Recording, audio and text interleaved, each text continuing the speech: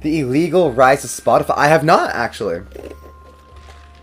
I was gonna say, or I could do a documentary, which is apparently what Kirby was thinking exactly. I have not seen the illegal rise of Spotify. Is that a good one? Let me look it up. Who's it by? Is it like Sunny V2 or some shit?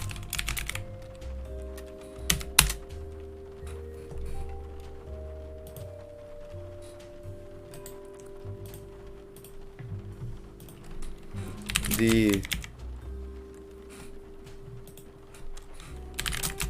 illegal rise of Spotify. Okay, let's check this out. Oh, it's by Magnets Media. Okay. Yeah, let's watch it. That's cool. Let me pull this up. And we'll react to this. God damn it! I've been streaming. I was streaming 7+ hours. I'm allowed to do a react content. You know what I mean? All right, give me a second to pull this up.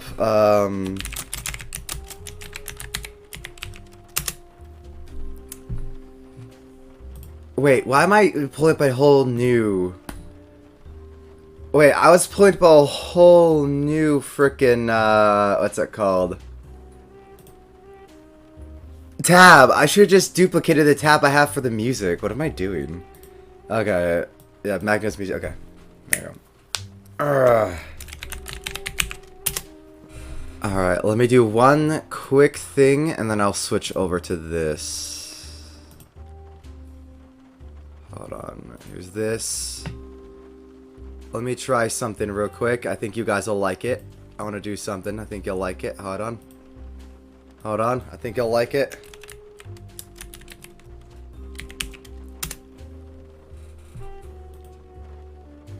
For when we're all going and gaming, etc. Will this work? Will this work?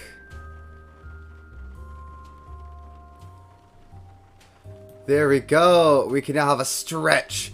To be like, stretch! And then I can turn it off. Okay, cool.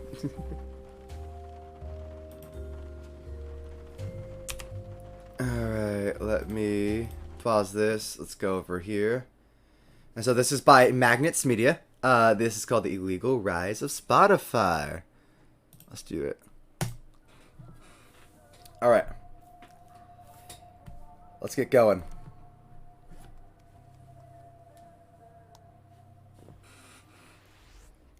Big battle brewing in the music business. Spotify is in full damage control mode these days. As a growing revolt of artists scrub their music from the streaming platform after hashtag delete Spotify went viral. I didn't know that was a thing. I just never used Spotify, if I'm being honest. Spotify's top podcaster breaking his silence. If I picked you off, I'm sorry. Prince Harry and Meghan also expressing concerns to Spotify, their podcast partner. All of that causing a lot of controversy at Spotify, that the company has bet the farm on podcasts. We started this company when I was 23 years old. This is Daniel Ek, founder of Spotify, and in 2006, he was having a quarter-life crisis. Quarter-life crisis. He knew that he should be incredibly happy. He'd just retired in his 20s after selling his advertising business called Advertigo, making him a millionaire in the process. He was out partying most nights, and he'd even bought himself a Ferrari. Yet, within a few months, he felt his life had lost all purpose. That was quick. He really did have a frickin' quarter-life crisis, Jesus. You see, Daniel had always been a workaholic. At the age of just 13, he'd started his first business whilst living at his parents' house. No way. The business was making websites for other people, and he started off by charging $100, then the next client he charged $200, and by the age of 18, he was charging $5,000 per website. Okay. He recruited other kids from his school to That's help him cool. by bribing them with video games. And soon Daniel had a whole team working for him. His parents were both impressed and concerned. Shortly after this, Daniel applied for a job at Google. Why But he concerned? said he needed a I'd be degree, proud as which shit. he didn't have. So instead, he decided to start his own search engine, although he quickly abandoned that idea when he realized that competing with Google wasn't a wise move. Yeah, However, that's stupid as Daniel went on shit. to try a bunch of different business ideas. Google, I think, has actually most of which taken never down a lot of worked people. out. But then in his early 20s, he hit the jackpots.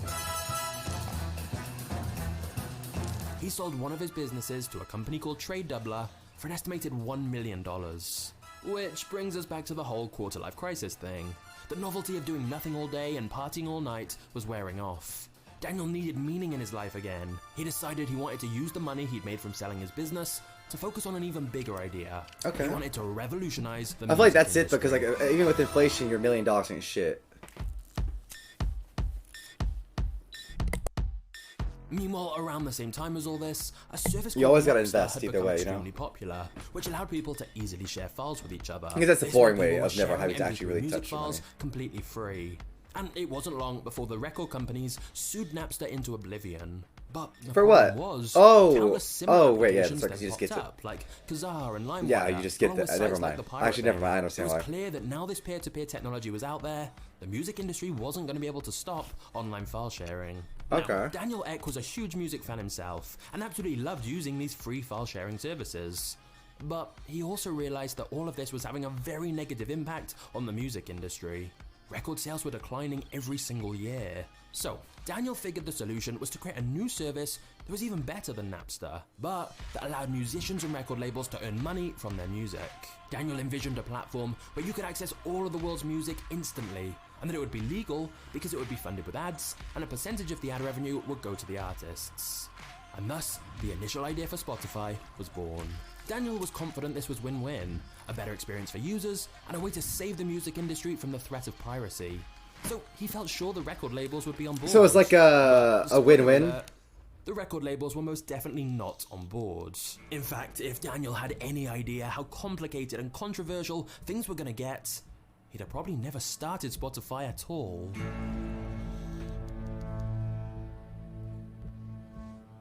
Daniel teamed up with a friend of his called Martin, who became Spotify's co-founder, and together they spent the summer of 2006 trying to recruit the best coders they could find. They figured before going to record companies to try and negotiate licensing deals for the music rights, they needed to Yeah. create a great working prototype of their product. Valid. So, ironically, even though the idea for Spotify was to help prevent piracy, initially, the Spotify team downloaded hundreds of thousands of songs illegally so they could work on developing Spotify and create a working Oh, well, prototype see, that's of what you do. music. Oh, God damn it. Well, see, then why would you try to make it legal if you're gonna immediately...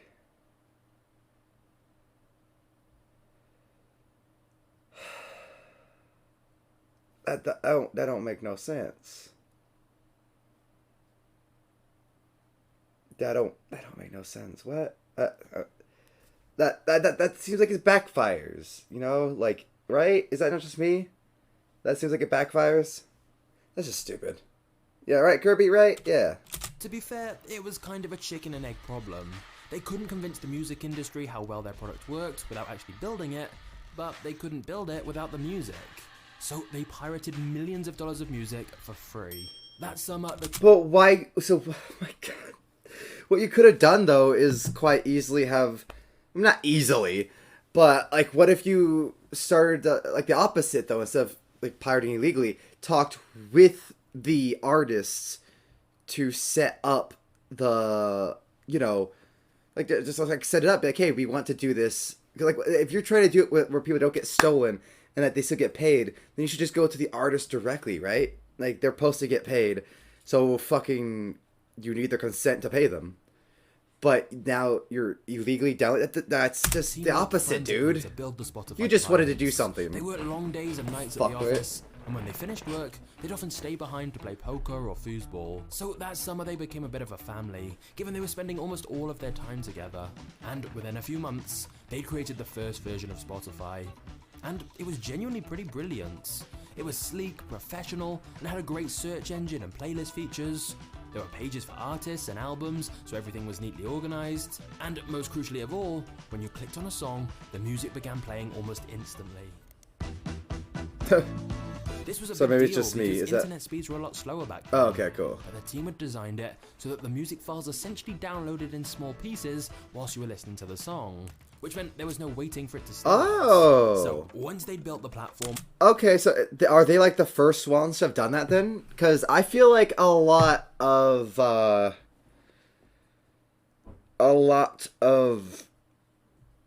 platforms now, like if I'm on my because I have an iPhone, and my iTunes, I I could download it and I start listening to it immediately. And by the time I'm done, it's downloaded. Well, hello, Drippy. Thank you for coming and hanging out with us. We are watching the rise, illegal rise of Spotify. So far, they have illegally pirated music in order to start it. And that is all they have done, which is very disappointing. Like, Jesus. They sent out beta invites to get some feedback from other people, and everyone who used the service loved it. Daniel was thrilled with the product too, but he was also extremely stressed. What he hadn't told his team was that negotiations with the record companies to illegally use their music were not going well at all. Now, the major record labels So that you dominate the music industry started it. are known as the Big Three. Okay, so he did Sony, contact them at Warner, least. and Universal. Getting all three on board was crucial for Spotify's success. So Daniel had been flying all over the world for various meetings. He explained thanks, free JP. music funded by ads, and the record labels would be given a large percentage of all the ad revenue generated. But as soon as the record labels heard the word free, they lost interest. Sometimes they even got angry. They hated the business model. They got angry? Thanks, JP. They said they wanted a fixed price for every thanks, time Mama. a song was streamed. For Spotify, this could be disastrous, because there was certainly no guarantee their advertising revenue would cover that. But Daniel knew he had to do something, as Spotify's money was running out. Daniel felt his anxiety increasing, his heartbeat racing. His team had built a great product, yet it was starting to So look wait, like the business just so I understand correctly. So wait, was it not lost that... interest. Sometimes they even got angry. So that they were angry with the fact that the app itself was free. They hated the business model of making money from ads instead of people actually buying the music. Okay, because that's not guaranteed money. Because, well, because obviously they're not thinking about like how much more money you get from that though. Because obviously if you run ads, then again I guess if you buy Spotify Premium though, you're not getting ads. But Spotify Premium gives you access to all the music without... Oh, I guess that it would be kind of bad for the music artists, huh? They said they wanted a fixed 'Cause that's not price for consistent. every time a song was streamed. For Spotify, this could be disastrous, because there was certainly no guarantee their advertising revenue would cover that. But Daniel knew he had to do something, as Spotify's money was running out. Okay. Daniel felt his anxiety increasing, his heartbeat racing. His team had built a great product, yet it was starting to look like the business would be dead before they could even So launch every it. time someone But streamed at it. the last minute, they found a... So that would essentially be like... I mean, also, if they're talking about like the fixed rate was that they bought the music every time someone got, but in that case, why wouldn't you just buy it? It's basically like renting a song for the time of. I don't know, there's a lot of stupid shit. Obviously, this is really dumb, low-key, right? But like, let's keep watching, Spotify would also add a paid version of their service for a fixed monthly fee. They also agreed that the record labels and music publishers would effectively get about 70% of all the revenue generated, along with a big chunk of Spotify stock. For Spotify, it was unclear if this was going to be a sustainable business model. They were only keeping 30% of the revenue. Was that going to be enough to cover all their costs? But they really had no choice but to accept. The good news was that Spotify now had the rights to use music in most of Europe. Negotiations for other parts of the world, like the US, would drag on several more years. But finally, in October 2008, Spotify officially launched. The Spotify team then began a process called the Big Clean, where they went through and removed all the illegally pirated songs from their service. At that moment, Spotify must have believed their worries with the music industry were finally over. But that was far from the case. Over the years, the music industry would regularly threaten to pull Spotify's licenses if they didn't make the changes they wanted. Like, well, I mean, that's kind of the point, right? To make sure more people join the paid version. I mean, that's kind of the point, right? Profitable. For Spotify engineers, it was incredibly annoying to have to deliberately make their free product worse, but the record companies held so much power over them, they had no choice. You're supposed to Another make money on was that, when the though. record companies heard about Kind of makes Spotify sense. securing more funding from investors, and so they tried to negotiate an even bigger cut of the money for themselves, even though Spotify still wasn't even profitable. Yeah, However, it and wasn't Spotify just the record also isn't labels doing Spotify would be anything. in a constant battle with. Many individual artists spoke out against the company too, and some completely pulled their music catalogs from Spotify, including Metallica, Pink Floyd, The Beatles, and Bob Dylan. Over the years, several other musicians would come out to publicly criticize Spotify Yeah, for how much it I paid would too, artists. jeez. Taylor Swift was a notable example, who in 2014 stated that Spotify was devaluing music and withdrew all her songs from the app. The thing is, it wasn't actually down to Spotify how much money individual artists got. That was down to their own private deals with the record companies. But it is true that artists were probably worse off. The record labels at least owned shares in Spotify, so they benefited from Spotify's growth. But artists themselves didn't. Yeah, They just saw Spotify as 'cause they don't do hurting the amount anything. They just sales kind their of music was getting. held the Problems music, for right? artists were made even worse by the amount of fake streams happening, where fraudsters use streaming farms to replay certain songs on repeat to increase their share of Spotify's revenue, which takes money away from genuine artists. It's estimated fake streams could be costing artists $300 million a year. But because Spotify Damn. kept their 30% either Okay. way, they initially didn't seem to do much to deal with this issue. But no matter how unhappy artists were, those who quit Spotify normally returned when they realized it was better to at least get some royalties rather than nothing at all. Because the reality was that streaming was here to stay. Users seemed to love the service, and Shit, Spotify that's kinda began growing sad. incredibly quickly. This growth only increased when Spotify made a deal with Facebook to integrate Spotify on their platform. And then they did deals with broadband providers to bundle in Spotify trials with their internet subscriptions, causing sales to rise even further. Also, I mean, Spotify yeah, had a clever that's marketing kind of like trick. when Bethesda bundled fucking Fallout 76, quite literally, like ziplocked to other games. Like no one fucking like yeah. Of course, you sold more when you're giving them Expanded away. into new countries. They'd often require an invite to actually join, which created scarcity and hype around the launch. Even though there were so many invites that they weren't really limited at all. But the marketing worked, and by 2011, Spotify had 1 million paying subscribers. However, there was still one big problem. Spotify wasn't actually profitable. And Oh, some no started to shit. question Still? if it ever would be.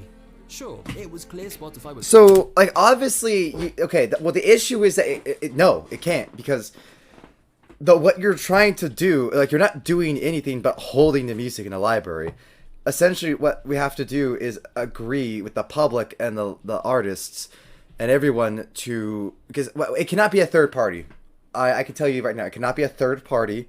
It has to be a like all the records and artists coming together like, yo, let's give them an option to either buy our music directly from us to support us or rent it and be able to listen to all of us or something. Because this third party shit is not gonna ever be profitable because you're gonna have to give so much to the artist itself. Like it's really not ever gonna be profitable. No way. Even upon buying a controller, that is insane to me. But that's right. Yeah. But still, like that. That's like this. You're gonna have to give so much away that unless you're being supported or paid specifically to do this and maintain this as like an archive of the music, like no one, of course, gonna give so much away. You're not gonna make profit. The You know. bigger looming question was whether Spotify was actually a viable business. It's not. It's really not. Before we get to the next chapter, I want to tell you about our video sponsor, Noom. A new and different way to get Okay, healthy. thank you. I'm not I'd getting really paid for this, to help you so look personally, thank you. program, mindy, brief, and because they knew a All right, let's winter is go. coming. There we go. The Game of Thrones quote, "Winter is coming," became widely used by Spotify employees because they knew a brutal war was just beginning, as an ever-growing number of similar streaming services popped up. The launch of Apple Music was a particularly huge threat, and it certainly It is. didn't help that Apple held a lot Apple of Music is leverage over awesome. Spotify. For example, I use seemed Apple to be Music. deliberately making it very difficult and slow for Spotify to get updates of their app approved on the App Store. Plus, Apple takes a Yeah, 50% almost cut like that'd on be purchases, fucking meaning when someone upgraded their hilarious that you Spotify would- account, Apple was taking a huge chunk of the profit. Yeah. Which is certainly not ideal when Apple was one of Spotify's competitors. So here's the thing: iTunes is already a thing that you can buy and rent music. So the fact that they made iTunes Music makes sense because they're already in the music gig. iTunes Music is what I was talking about, right? Right? There were other contenders in the Or I mean, I'm sure streaming there's still wars too. issues with it because Tidal. having the capitalism of the monopoly over etc. We want multiple sources, but I just mean in general if we're talking about like Had the strong ties to music artists. how it will also succeed. Several big artists started listing their music exclusively. It has to be an on extension Tidal. of your And then business, you not had your tech business giants itself. Like Google and Amazon getting into music streaming as well. Exactly. See, it has to be an extension of your business, not the business itself. in of itself is not a good Then business. YouTube launched YouTube Music. Yep, I And use yet, YouTube Music as well. Despite the fierce competition, Spotify retained their lead, largely helped by their free ad-funded option. They were actually losing money on this free tier, as 90% of revenue came from paid subscriptions. But the free option was very efficient at bringing in new users, who later converted to the monthly subscription. Yeah, but how many people are The actually going to do that, overall though? problem is still clear. If all these streaming services offered basically the same music, what were Spotify's unique selling points? Nothing. And not just that, but what happened if the record companies had a change of heart and pulled Spotify's licenses? They would have no original Spotify music. needed more leverage and differentiation. The good news for Spotify is that Daniel Ek had two solutions. Oh, do tell me, The bad Daniel. news is that both of these would end up causing a lot of controversy. Yeah, okay, let's see it. Number one is that around 2019, Spotify began investing heavily in podcasts. They spent well over $1 billion to acquire content, including exclusive deals with Obama, DC Comics, and Joe Rogan. Oh, no way. To be fair, that's what also happened to last podcast on the left, and why I can't listen to them on anywhere but Spotify. And I don't use Spotify, so I don't get to listen to the last podcast on the left anymore. From Anchor So, you know, for around $100 makes million. sense. The idea was simple. Spotify wanted to start owning content itself. This not only meant that Spotify would have some exclusive content people couldn't get anywhere else, but it also meant that Spotify would pay out less revenue to record companies and musicians. Yeah. Who spent more time listening to podcasts on their app. Yeah. But then the second solution for Spotify to differentiate itself from competitors and gain more leverage over the record labels was that Spotify began focusing much more on offering a personalized music experience. Initially, the main purpose of Spotify was making it easy to find the music you want, that you already know. But increasingly, Spotify shifted its focus to personalization and discovering new tracks, which is why it started investing heavily in machine learning. In 2015, they released Discover Weekly, a personalized playlist that updates each week with music recommendations tailored to each user. This proved to be incredibly popular. Wait. So their whole big thing was the personalized experience. So I guess they were the first ones to do that then, huh? They released Discover Weekly, a personalized playlist that updates each week with music recommendations tailored to each user. This proved to be incredibly Man, popular. but then everyone else could just So take that, though. Spotify then went It on doesn't to keep introduce you multiple other ahead of the personalized game. playlists like Release Radar for new music. But here's the thing. By controlling the playlists, Spotify suddenly had a lot more power, and that they subtly began to move listeners slightly away from music owned by the major labels and towards songs that were less expensive for them to license. The personalized recommendation algorithms indie, were biased huh? towards music that was cheaper for Spotify to license, or music which they kept a higher percent of the revenue share. I see. Things got even more controversial You think when so? the music business Oh, worldwide okay, gotcha, Kirby. published a list of 50 unknown artists whose music was trending on some of Spotify's biggest playlists. Altogether, Oh. the tracks had been streamed over 500 million times. But here's the problem. The artists weren't real. You'd search their name and they had no social media or online presence. Just a few songs on Spotify with huge amounts of streams. Yeah, that happens. Articles started popping up about Spotify having fake artists. Why do they It only have later to be became fake? clear Spotify had licensed music from Epidemic Sound, who sell access to a huge library of royalty-free music. It's a service commonly used by YouTubers. In fact, I use it You myself. By Spotify fuckers. adding these So instead, we could just have been going to Epidemic Music instead of listening to Spotify. No way. That is so scummy. playlists and clearly artificially boosting their prominence on the Spotify app. Then Spotify would have to pay less money to the record labels. All and right. musicians. In a minute, we're gonna go do some stretches. Some people strongly condemn this, as they said Spotify was taking away spots in playlists from genuine artists who had earned the right to be there, and diluting their streaming revenues even further. Plus, the whole thing was made even shadier by the fact that one of Spotify's early investors also owned part of Epidemic Sound. But this report, Spotify want to take this even further, with some articles suggesting Spotify could soon replace real artists with AI music. Basically, the idea is that hit songs will be able to be created through artificial intelligence, which for Spotify it would be another way to own the rights to the music themselves. Oh, that's they don't have to creepy. pay artists so I don't like much, that. and thus massively increase their profit margins by sprinkling some AI music into their popular playlists. Was it good though? But the whole point here is that since over a third of the music listened to on Spotify is now coming from Spotify's own recommendations and playlists, they suddenly have a lot of influence over the music industry. If they decided to kickstart a certain new unknown artist's career, they could literally catapult them to success immediately by adding their songs to certain playlists. I mean, yeah, but that's like with any platform could do that though. That still doesn't give them the uniqueness that they're looking for. iTunes, I think, started doing that pretty fucking quickly. It's not like they copyrighted that, right? Just, like, even though you're the first does not mean longevity-wise you're gonna stay.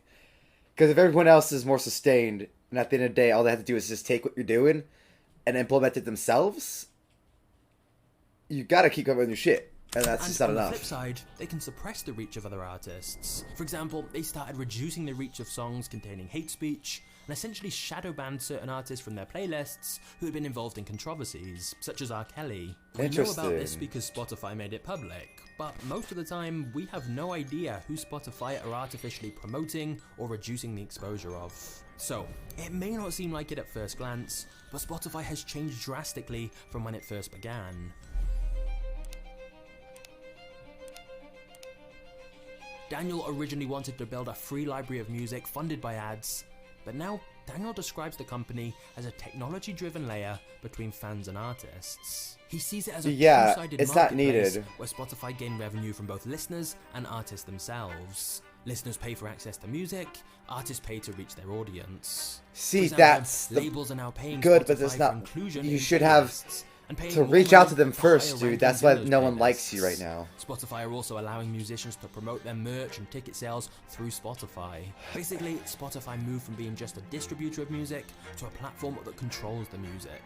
In fact, in 2017, Billboard named Daniel Ek as the most powerful person in the music business. Of course, even though Spotify have regained some leverage, that doesn't mean Spotify's problems are over. Yeah, no shit. Spotify's acquisition of Joe Rogan's podcast has already created several different backlashes. Firstly, artists got angry that Spotify were paying $100 million for a podcast, despite the fact they received just fractions of a cent for each stream of their music. Then, some people got angry that Spotify was censoring Joe's podcast when Spotify took down several episodes from his back catalogue. But then, other people got angry when Spotify didn't take down certain episodes of Joe's podcast that they said were anti-vax, causing yet more artists to pull their music from the platform. Basically, people on all sides were angry. But ultimately, no matter what you think of Spotify, So you gotta have it's like clear either what a free huge impact it speech had. or When we think of the not. You history gotta of choose your music, side, dude. We can see the transition from Either you vinyl control to it cassette or tape moderate to it, or you disc, don't. MP3 You player, can't go and back. now to Flip and streaming. flop is never gonna Streaming make has it become the successful largest revenue or source for the popular music at all. industry. And so some would say Spotify really has succeeded in its initial Because goal people like of an saving opinion, the you know? music industry And you're gonna from get people piracy. who don't like your Then opinion. again, others would say it's done more harm than good. Artists get less money, and Spotify now have a growing amount of control over who succeeds in the music industry and who doesn't. What's really interesting though is Spotify's new goal of becoming a central online hub for podcasts was actually tried almost 2 decades ago by a little company called Audio, which went on to become Twitter. To see the crazy full story of what happened there, just click this video right here. I'll see you there. Cheers. That was interesting. That was really interesting. The economics of it is interesting. They have already begun releasing AI music in a controlled environment last year. They ended up rolling it back within the day. A day? God, like, make a fucking decision, right? Like, make a decision. I mean, damn, dude. Like, you have to make a decision. Like, I think we could all agree to that point, is you have to have some kind of decision being made.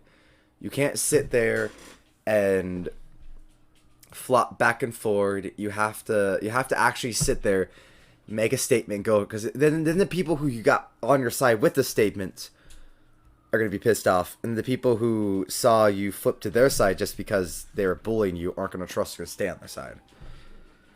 And so the fact they keep going back and forth, like, this whole thing is just not really good for them.